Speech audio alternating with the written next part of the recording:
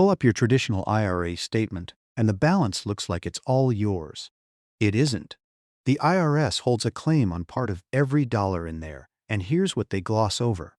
They decide when to collect. You get one narrow window, the quiet years after you retire, but before required withdrawals and Social Security switch on, to pay that tax early, on your own terms, at a rate you may never see again. Convert now or never. Same money, same person. But wait too long, and you don't pick the rate anymore. They do. Here's the choice in cold numbers. A married couple, $1 million, sitting in a traditional IRA. One route, pay the tax on a big chunk of it now in your early retirement years at an effective rate near 9%. The other, leave it untouched and let the IRS drag it out later at 22 to 24%. Identical dollars. The distance between those two tax bills is the entire video. Both sides of this deserve a fair hearing, so let me lay them out clean. Call the first one convert now. You raise your hand, pay the tax on those IRA dollars during your low-income years, and from that moment forward the money grows tax-free, comes out tax-free, and is never forced out of the account again. Call the second never. You leave the pre-tax IRA sitting precisely where it is, keep every dollar invested, and settle the tax only as the money trickles out down the road. Same account, same couple. What actually moves between them is one lever when you square up with the IRS. We score both on the arithmetic and nothing else. Not a headline, not a hunch, just the tax you'd truly pay each way. Now, start with the idea that runs underneath this whole thing. That traditional IRA is not entirely your money. You took the tax deduction on the way in, so the government holds a claim on the way out, and by law, that money has to come out. A Roth is the one retirement account with no required withdrawals during your lifetime. Convert, and you're buying those dollars out of the tax system for good. And this isn't only for the modest saver. There's no income limit on a conversion. Never mind what you earn. You can do it. The balances out there are real too. As of early 2026, one firm alone counted more than 570,000 IRA millionaires. That's a lot of people sitting on a large and rising future tax bill. Here's why it's on the clock. And let me clear something up, because you've probably heard it. For years people said the tax cuts would expire and rates would jump in 2026. That got canceled. A 2025 law made today's rates permanent. So the urgency is not some looming rate spike. It's simpler and more personal than that. Today's rates are historically low, and now they're the baseline. There's a temporary senior deduction worth $6,000 a person that only runs through 2028, and it widens your cheap conversion window while it lasts. And every one of those low-income gap years you don't use is simply gone once required withdrawals begin. You only get to make this decision once, so let's make it right. And a vow up front, since you should distrust anyone selling a one-size answer. I don't think everyone should convert. For a real slice of you, doing it would be lighting money on fire, and when we reach those cases, I'll flag every one of them. Fair? Then here's round one. We steal man, never first, because it honestly has a leg to stand on. Leave the money in the traditional IRA, and every dollar stays invested and working for you. You don't hand the government a cent before you're forced to. And if your tax rate drops later, or Congress ever cuts rates again, you'll have paid nothing early for a benefit you didn't need. For someone who's disciplined and who honestly expects a lower bracket down the road, never is not the lazy answer. It can be the right one. Hold on to that. We'll come back to exactly when it wins. But here's what rarely gets said out loud before you sink into, I'll just leave it alone. Leaving it alone is not neutral. It's a decision to let the IRS pick both the rate and the timing. At 73, 75 if you were born in 1960 or later, required withdrawals begin, whether you need the money or not. And the forced percentage climbs every single year as you age. About 3.77% at 73, 5.35% at 80, 6.25% at 85. On that $1 million IRA, the very first required withdrawal at 73 is $37,736, and it only grows from there. Now watch what those forced dollars do to the rest of your income, because this is the part that stings. They stack on top of your Social Security and start dragging your benefit into taxation, up to 85% of it. And the income lines that trigger that were frozen back in the 1980s and never adjusted for inflation. And that frozen line is the reason the share of Social Security benefits getting taxed has climbed from 12% in 1994 to more than 38% by 2022. Then there's Medicare. Cross $218,000 of income as a couple, and your premium jumps on a cliff. $1 over the line triggers the whole surcharge for the year. So sit with what never actually is.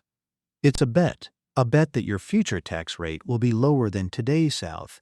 And for a big pre-tax balance, that's a bet the house usually wins, because you've let a growing pile get taxed at a higher rate on the government schedule while it quietly runs up the cost of your Social Security and your Medicare at the same time. Now swing to the other side. Let's run the real math on converting now. The case for now lives inside a window you may not know you're standing in. After you stop working, but before Social Security and required withdrawals kick in, your taxable income can fall to the lowest it will ever be. No paycheck yet, no forced withdrawals, maybe no Social Security if you're holding off. That's the gap, usually somewhere from your early 60s to 73. And it's the one stretch of your life where there's real room to convert money inside the 10 and 12% brackets. You're taking dollars the IRS would eventually tax at a high rate and buying them out at a low one. The mechanic is simple. Whatever you convert this year gets added to your income and taxed now at ordinary rates. But after that, it's done. It grows tax-free, it comes out tax-free, and it is never force withdrawn.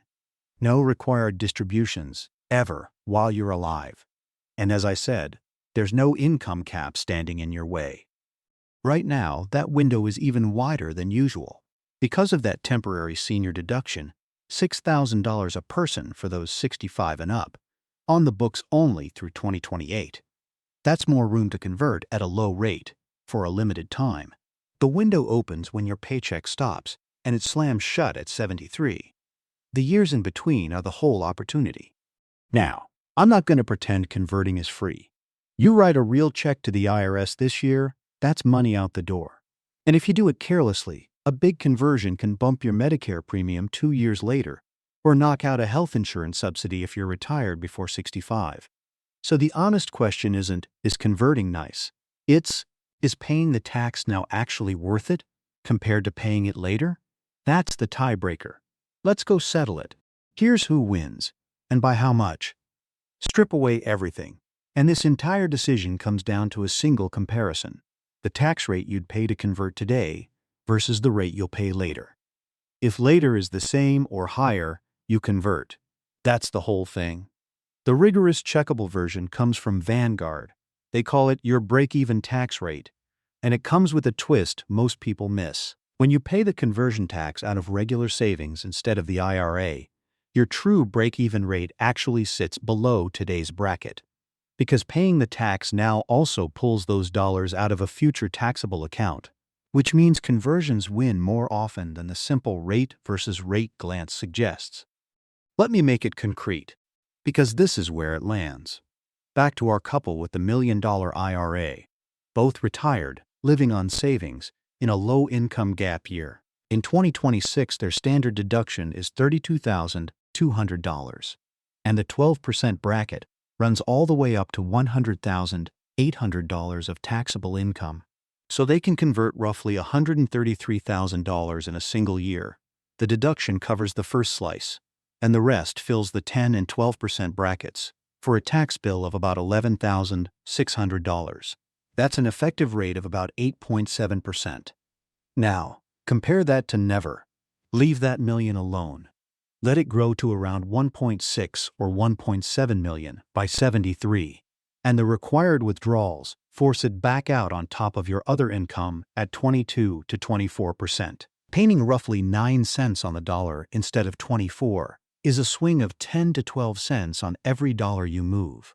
And on $1 million, that is, 6 figures of lifetime tax, before we even count the Medicare surcharges or what happens to a surviving spouse.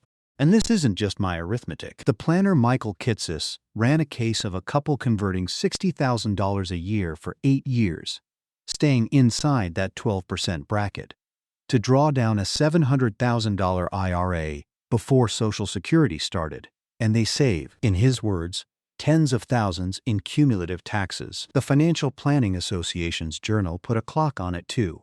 Even if you convert at a rate 3 points higher than you'll pay later, tax-free growth still makes you whole by about age 88. So the longer your money has to compound, the more wins. Time to call it, and I promise to call it straight. If the rate you'd pay today lands at or below the rate you'll realistically face later, and for most people hauling a large pre-tax balance into a quiet gap year, it does, then converting takes it, and the sooner in that window you move, the fatter the margin. If today's rate is clearly higher than what's coming later, then never takes it, no asterisk. The whole thing collapses to one line: your rate now set against your rate later. Pin down which side of it you're standing on, and your answer is already made. That would be a tidy place to stop. It would also be half the story. The bare rate versus rate comparison quietly skips 2 more forces, and both of them shove the same way, toward converting now.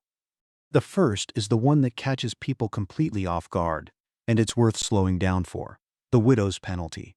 When one spouse dies, the survivor doesn't get to keep filing jointly. The very next year, they file as a single taxpayer, and the single brackets are roughly half as wide as the married ones. Picture a couple with $120,000 of taxable income.